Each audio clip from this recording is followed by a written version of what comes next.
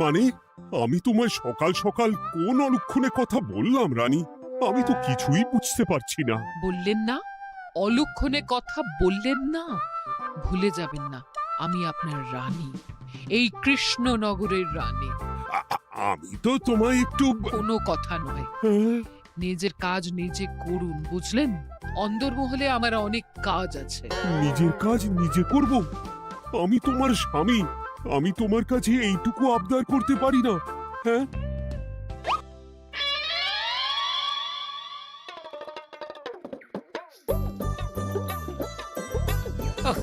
আজ গিন্নির সাথে বচসা করতে গিয়ে দেরি হয়ে গেল। মহারাজ আবার আমার দেরি দেখে রেগে না যান।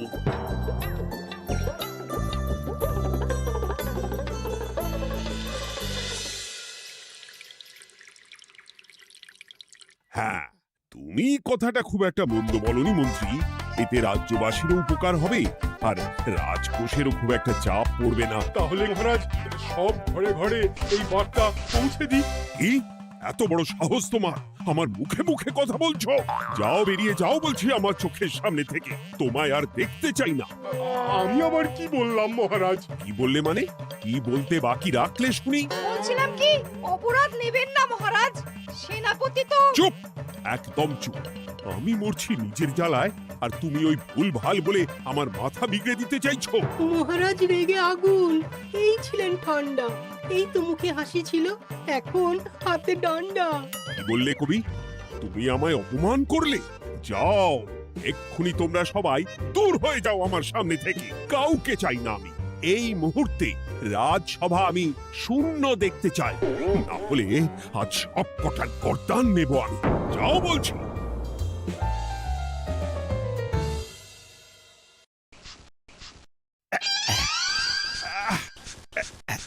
আহা, একটু শান্তি হলো। ভেবেছিলাম রাজসভায় করব তাই রে নাই রে, রাজা দিলেন ঘাড় ধাক্কা, এখন সবাই বাইরে। এ তো তোমার জন্য। তুমি তো বেমক্কা একটা এমন কবিতা বললে। আহ, কেন এইভাবে চড়ছেন মন্ত্রী মশাই? দোষ তো আপনারও। আপনি তো কি একটা বলে রাজা মশাইয়ের মাথা গরম করে দিলেন। আমি আবার কি বলেছি? আরে মহারাজ তো সেনাপতির ওপর রেগে গেলেন। আরে বাবা, আমি আবার কি করলাম? পণ্ডিত মশাই কি সব বলে দিলেন, তখনই তো মহারাজ। এই আমার নামে একটা অসাধু বাক্য বললেই আমি কিন্তু। এ কি কাণ্ড! কৃষ্ণনগর রাজসভার সভারত্নরা বাইরে বের হয়ে কি মহা হট্টগোল শুরু করলেন। মহারাজ সবাইকে একসাথে ঘাড় ধাক্কা দিয়েছে। ওরে বাবা, এতগুলো ঘাড়ে রাজামশাই একসাথে ধাক্কা দিলেন কিভাবে? আচ্ছা, দোষটা কে করলো? দোষ করেছে ও, দোষ করেছে ও। দোষ করেছে ও। দোষ করেছে ও। এবারেও কেউ একমত হতে পারলেন না কে দোষ করেছে। আচ্ছা বেশ, কি হয়েছে কেউ একটা খুলে বলুন দেখি। আমি বলছি, মহারাজ বেশ খোশ মেজাজি ছিলেন, কিন্তু হঠাৎ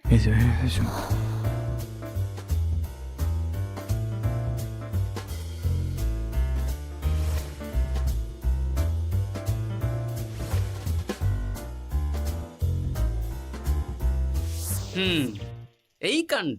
এ তো ভারী অদ্ভুত রোগ মনে হচ্ছে। মহারাজের আচমকা মাথায় রক্ত চড়ে গেল নাকি? হ্যাঁ, মহারাজ আপনাদের রাজসভায় ডেকেছেন। ওরে বাবা না, যাবো না গো আমি, আমার কাছে আমার প্রাণ সবচেয়ে দামি। আমিও যাব না। নির্ঘাত মহারাজ গর্দান নিতেই ডাকছেন। আমিও যাব না গোপাল, আমারও প্রাণের বড় মায়া। আচ্ছা, এটা কি কোনো কথা হলো? হ্যাঁ, প্রাণের মায়া কার নেই বলুন তো? আর মহারাজ যে গর্দান নিতেই ডাকছেন তার কি কোনো মানে আছে? অন্য কারণও তো হতে পারে। তুমি কি করে বুঝলে? হ্যাঁ, বুঝতে পারিনি, তবে আন্দাজ করেছি। তোমাদের কথাতেই শুনলাম মহারাজ খোশ মেজাজেই ছিলেন, সহসা রেগে গেছেন। আবার যে সহসা খোশ মেজাজেই ফেরেননি, তাই কি বলা যায়? এটা তুমি বলনি তো মন্দ। চলো সবে ফিরিয়ে আনি রাজসভার ছন্দ। আরে গোপাল, এসো এসো এসো। তা এত দেরি করলে কেন? বাকিরা কোথায়? তারা আসছেন মহারাজ। আপনি তাদের ডেকেছেন, তাদের ঘাড়ে কটা মাথা যে তারা আসবেন না। কিন্তু মহারাজ, আমি অন্য কথা ভাবছি। কি কথা গোপাল? আপনি নাকি সভায় আজ হঠাৎ সবার উপরে রেগে গিয়ে তাদের সভা থেকে বের করে দিয়েছেন মহারাজ। এ কি সত্যি মহারাজ?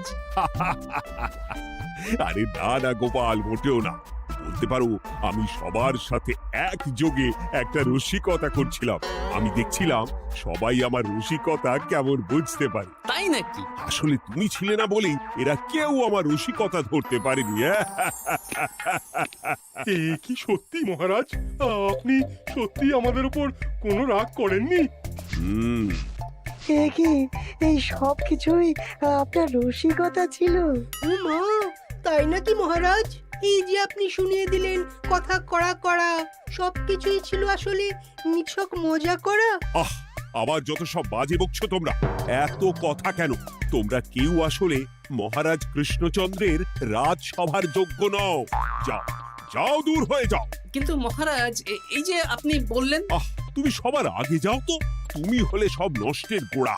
যাও বলছি, আমার আর ভালো লাগছে না। যাও। জব বাবা।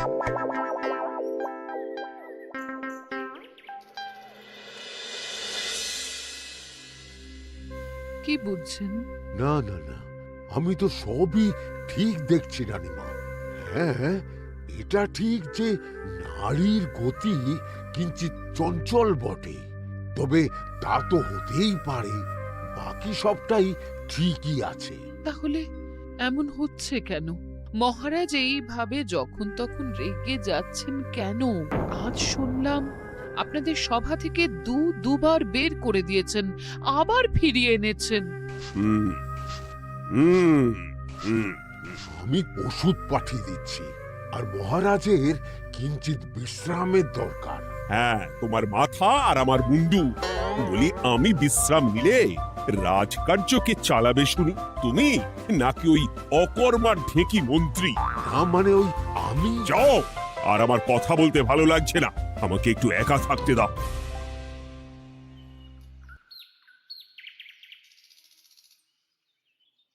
ব্যাপারটা কি বুঝলে গোপাল? রাজবৈদ্য তো মহারাজকে দেখতে রাজবাড়িতে গেছেন। কি মনে হয়? গতকালও আমি যখন বাগানে গেলাম,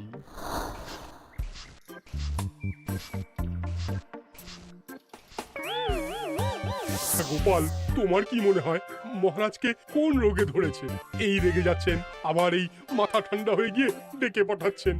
আমি বলি কি গোপাল, তখন সবার সামনে বলিনি বটে, তবে এখন তোমার সামনে স্বীকার করতে বাধা নেই। কি কথা বিজ্ঞানী? মহারাজের এই রাগের কারণ হয়তো আমি।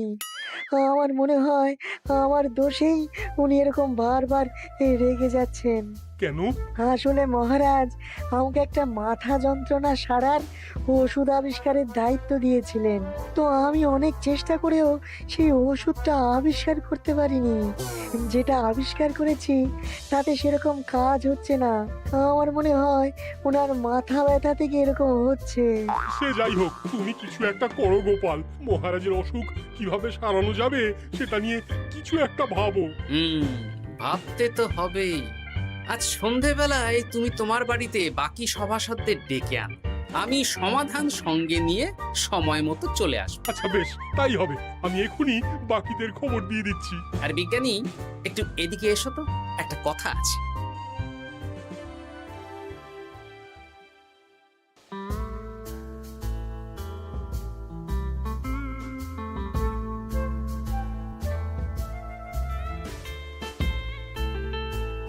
গো, বলি এইভাবে ঘুরলে কি মহারাজের ব্যামো সেরে যাবে? তা সারবে না। তার চেয়ে এক কাজ করি, কিছুটা আলু আর ছোলা সেদ্ধ করেছি, তার সাথে নুন, লঙ্কার গুঁড়ো আর লেবু দিয়ে মেখে আলু কাবলি বানিয়ে দিই, কি বলো? হ্যাঁ, দাও দাও দাও, মন্দ হয় না। মহারাজের মন উচ্চাটন। তার কি কারণ? মাঝে মাঝে আসছেন আর মহারাজ রেগে আগুন হয়ে যাচ্ছেন, আবার যেই সে ব্যামো ঠিক হয়ে যাচ্ছে মহারাজ সেই আগের মতন। তার উপর আবার সভাসদেরা মনে করছে তাদেরও কোনো দোষ আছে। তাহলে দুয়ে দুয়ে চার করতে হবে, কিন্তু কিভাবে কিভাবে কিভাবে? এই নাও আলু কাবলি খেয়ে পেট ঠান্ডা করে নাও দেখি। হ্যাঁ, বেশ কিছুদিন আগে বিজ্ঞানী লেবুর রসের জাদুর কথাই তো বলছিল। আর আচ্ছা গিন্নি, তুমি তোমার বিয়ের সময় তোমার বাবার মুদির দোকানের একটা কাঠের ছোট বাক্স পেয়েছিলে না, যাতে শ্বশুর মশাই মোহর রাখতেন? উমা, সে বাক্স তো ঝুলকালি মেখে আছে গো, তা দিয়ে তোমার কি হবে? ঝুলকালি লেগেছে? বাবা বাবা বাবা, তাতে তো আমার কাজ আরো ভালো হবে। যাও যাও যাও, নিয়ে এসো দেখি। আমি ততক্ষণে বেশ খানিকটা অদৃশ্য কালি বানিয়ে ফেলি। না না, আমি তো বলছি মহারাজের কোনো রোগ নেই, সামান্য উদ্বেগ ছাড়া আর কোনো সমস্যাই নেই মহারাজের। তাহলে মহারাজ আমাদের এই তুর্কি নাচন কেন নাচাচ্ছেন শুনি, মস্করা করে? তাই তো উত্তর জানা চাই তো। আর এই যে এত জরুরি তলব পাঠিয়ে গোপাল আমাদের ডেকে পাঠালো, তার তো টিকিরও দেখা নেই। গোপাল কি করবে শুনি? যে রোগ আদপেই নেই সেই রোগ কিনা ওই গোপাল ছাড়াবে? আমার তো বিশ্বাসই হয় না। বিশ্বাসে মিলায় বস্তু, তর্কে বহু দূর, তাই না মন্ত্রী মশাই? পেলে গোপাল, মহারাজের রোগ সারাবার কোনো উপায় পেলে? আচ্ছা গোপাল, রাজবৈদ্য বলেছেন মহারাজের কোনোই অসুখ নেই, তা তুমি কি সারাবে শুনি? হ্যাঁ, রোগ হয়তো রাজবৈদ্য মশাই ধরতে পারেননি, কিন্তু কিছু তো আছেই যার জন্য মহারাজ এমন আচরণ করছেন, তাই না? তা তুমি বলো না মহারাজ এমন কেন করছেন, আর কি তার সমাধান? এক এক করে বলি। আমি ভেবে দেখলাম এর জন্য আমরাই দায়ী। বলো কি? আমরা সবাই কোনো না কোনো সময়ই মহারাজের রাগের কারণ হয়েছি, তাকে আঘাত দিয়েছি, বিষণ্ণ করেছি। ইচ্ছে করে করিনি হয়তো, কিন্তু করেছি। আর মহারাজ সেই সব কথা বুকে চাপা দিয়ে রেখেছেন। তুমি বলতে চাইছো অতীতে সেই সব ভুলের কারণেই মহারাজ এমন করছেন? আমার তো তাই মনে হয় সেনাপতি। আচ্ছা তর্কের খাতিরে যদি তাই ধরে নি, তাহলে এখন আমাদের কি করণীয়? আমরা তো কাল যন্ত্রে চেপে অতীতে ফিরে যেতে পারবো না যে সেই সব ভুলগুলো শুধরে দেব। তা হয়তো হবে না, কিন্তু কিংকর্তব্য বিমূঢ় বাবার আদেশ যদি মানি, তাহলে এই সমস্যার সমাধান সম্ভব মন্ত্রী মশাই। কি বললে? ত্রিকালজ্ঞ বাবা কিংকর্তব্য বিমূঢ়? সে আবার কি গোপাল? আছেন একজন জ্ঞানী ব্যক্তি, আমার খুব পরিচিত। তার দেওয়া একটা উপদেশ আমার জানা আছে। আমার বিশ্বাস তাতে মহারাজের এই সমস্যার সমাধান হয়ে যাবে। কি করে শুনি? এই কালি হলো অদৃশ্য কালি। কলম দিয়ে অদৃশ্য কালিতে কাগজের উপর লিখতে হবে। কি লিখতে হবে? লিখতে হবে যে মহারাজের সাথে অতি সাম্প্রতিক কালে আমরা যা যা অন্যায় করেছি তাই লিখতে হবে। কোনো মিথ্যে কথা লেখা যাবে না। তবে চিন্তা নেই, অদৃশ্য কালি, ফলে কেউ কারো লেখা পড়তে পারবে না। এইবার এই কাগজ ভাঁজ করে ফেলে দিতে হবে এই বাক্সে। বাক্সে তালা, তার চাবি থাকবে মন্ত্রী মশাইয়ের কাছে। আবার আমার কাছে কেন? পরে যাতে কোনো সন্দেহ না করেন, যা সন্দেহবাতিক মন আপনার। বললে এইবার এই বাক্স সারা রাত নদীর ধারে বটতলায় পড়ে থাকবে, চাঁদের আলো পান করবে। তারপর সকালে আমরা সবার সামনে এই বাক্স ফেলে দেব নদীর জলে। সবার অন্যায় সারা রাত চাঁদের আলো পান করে শুদ্ধ হয়ে ভেসে যাবে নদীর জলে। ব্যাস ব্যাস, আমরা সবাই পাপ মুক্ত হয়ে যাব। একদম সবাই শুদ্ধ হয়ে যাব, আর মহারাজের ব্যামো সেরে যাবে। কিন্তু তুমি কোনো চালাকি করছো না তো গোপাল? অদৃশ্য কালিতে লেখার সাথে আমি আর কোন চালাকি করব মন্ত্রী মশাই? দেখুন, আমি একটা কাগজে লিখছি। কি কিছু বোঝা যাচ্ছে? সত্যি তো কিছু বোঝা যাচ্ছে না যে আদৌ কিছু লেখা হয়েছে কি হয়নি। তাহলে লেখা শুরু করা যাক। এক এক করে লিখুন আর কাগজ ভাঁজ করে বাক্সে ভরে দিন। আর হ্যাঁ, একদম মিথ্যে কথা লিখবেন না, তাহলে কিন্তু লেখাগুলো অদৃশ্য থাকবে না, ফুটে উঠবে।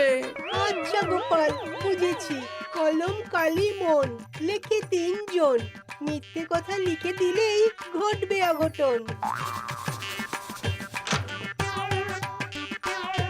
আমি বাক্সটা নদীর পাড়ে সঠিক জায়গায় রেখে আসবো। তারপর কাল সকালে সবাই মিলে এই বাক্স ফেলে দেব নদীর জলে। ঠিক আছে?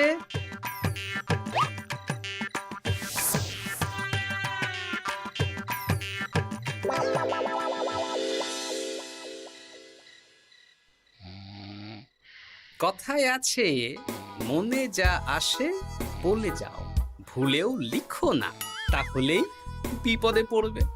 এদিকে কেমন সবাই নিজের নিজের দোষ লিখে বাক্সে ফেলে দিয়েছে। ভাগ্যিস আমি সবার লেখা কাগজগুলো রাতের অন্ধকারে বের করে আনলাম।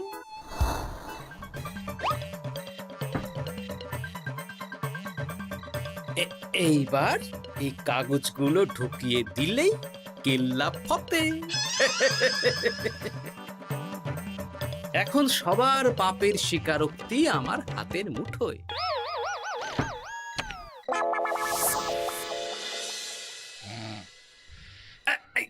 আরে, ও মা গো, ও বাবা গো, বলি নাক ডেকে তো ঘুমোচ্ছ, আর পিঠটা একটু চুলকিয়ে দাও দেখি। এই জন্যই তো মাথাটা যায় গরম হয়ে। আরে এই সহজ ব্যাপারটাই তো আমি বুঝতে পারিনি। মহারাজের অসুখ তাহলে এই।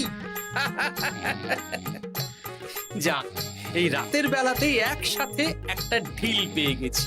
এক ঢিলে মারবো দুই পাখি। রাজার অসুখও সারবে, আবার সব কটা পাজি শায়েস্তাও হবে।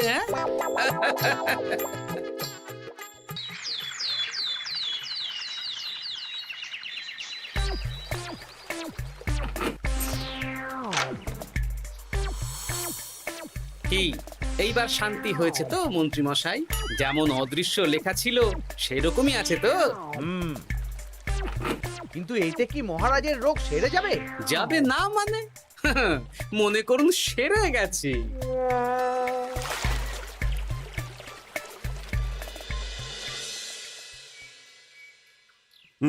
তাহলে আজকে সভার কাজ শুরু করা যাক। ক্ষমা করবেন মহারাজ, সবার কাজ শুরু করার আগে একটা দরকারি কাজ আগে করা দরকার। না হলে আবার কখন আপনি আমাদের কারো উপর রেগে যাবেন আর আমাদের সভা থেকে তাড়িয়ে দেবেন তার তো ঠিক নেই, তাই না? গোপাল, আর বিরক্ত করো না। আমার এত সাহস নেই মহারাজ যে আমি আপনাকে বিরক্ত করব। আমি তো জানি নিজের পিঠ যখন নিজে চুলকোনো যায় না, আর কেউ থাকে না সেই পিঠ চুলকিয়ে দেবার মতো, তখন কিরকম বিরক্তি জেগে ওঠে, তাই না মহারাজ? এ কি গোপাল, তুমি এত কিছু কি করে জানো? জানাই তো আমার কাজ মহারাজ। আর এও জানি যে আপনার এই বিরক্তির পেছনে সভাসদগণের ভূমিকা ঠিক কি। তার মধ্যে তুমিও আছো গোপাল, তাই না? আছি, পুরো মাত্রায় আছি মহারাজ। তবে হ্যাঁ, আমি কিন্তু তাই বলে রাজকোষের হিসেবে গোলমাল করে মহারাজের কোপের কারণ হইনি মন্ত্রী মশাই। কি গোপাল আন্দাজে বলছে? না হলে কাল অদৃশ্য কালিতে আমি কি লিখেছি সেটা জানলো কি করে? আমি যা লিখেছি সেটাও কি গোপাল পড়ে ফেলেছে নাকি? যাকে পড়লেই বাকি, সব লেখা তো ওই নদীর জলে ভেসে গেছে। আমি যে লিখেছি তার প্রমাণ কি? তবে আর চিন্তা নেই মহারাজ, সমস্যার সমাধান হয়ে গেছে। এখন থেকে আপনি যতক্ষণ রাজসভায় থাকবেন, প্রথমে মন্ত্রী মশাই, তারপর পণ্ডিত মশাই, আর তারপর রাজবৈদ্য পালা করে আপনার পিঠ চুলকে দেবে। কেন আমি কেন চুলকে দেব? না দিলে যে আপনার কপালে অনেক বড় শাস্তি ঝুলছে মন্ত্রী মশাই।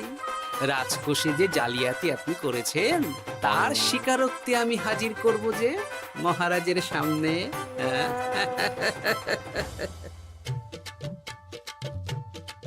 এই নিন মহারাজ, মন্ত্রী মশাইয়ের পাপের স্বীকারোক্তি। আপনি আগে মন্ত্রী মশাইয়ের লেখাটা পড়ুন, তারপর একে একে সকলের স্বীকারোক্তি দিচ্ছি।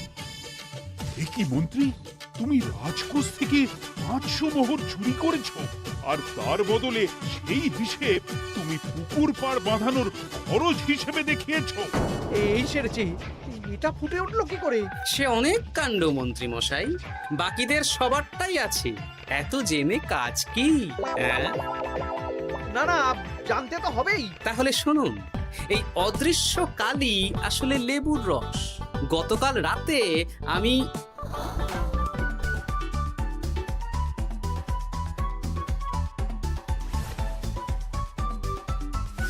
এবার লেবুর রসে অদৃশ্য লেখা কেন বা কিভাবে ফুটে উঠলো সেটা বিজ্ঞানী বোঝাবে। লেবুর রসে লেখা আগুনের তাপে ধরলে ফুটে ওঠে, কারণ লেবুর রসে থাকা অম্ল কাগজের সাথে থাকা শ্বেতসারের সাথে বিক্রিয়া করে এবং তাপ পেলে সেই বিক্রিয়া দ্রুত হয়ে কাগজের শ্বেতসার রাসায়নিকভাবে পরিবর্তিত হয়ে গাঢ় রং ধারণ করে। অনেক দিন আগে বিজ্ঞানীর কাছে ব্যাপারটা জেনেছিলাম, আজ কাজে করে দেখালাম। এবার মন্ত্রীমশাই দেখুন, মহারাজের সেবা করা ভালো না তার বদলে চাবুক খাওয়া ভালো।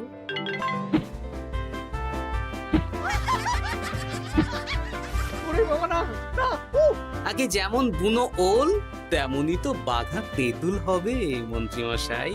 যা, রাজামশাইয়ের মেজাজ আবার বিগড়ে যাওয়ার আগেই কাজ শুরু করে দিন ও বাকিদেরকে সেবা করার সুযোগ করে দিন।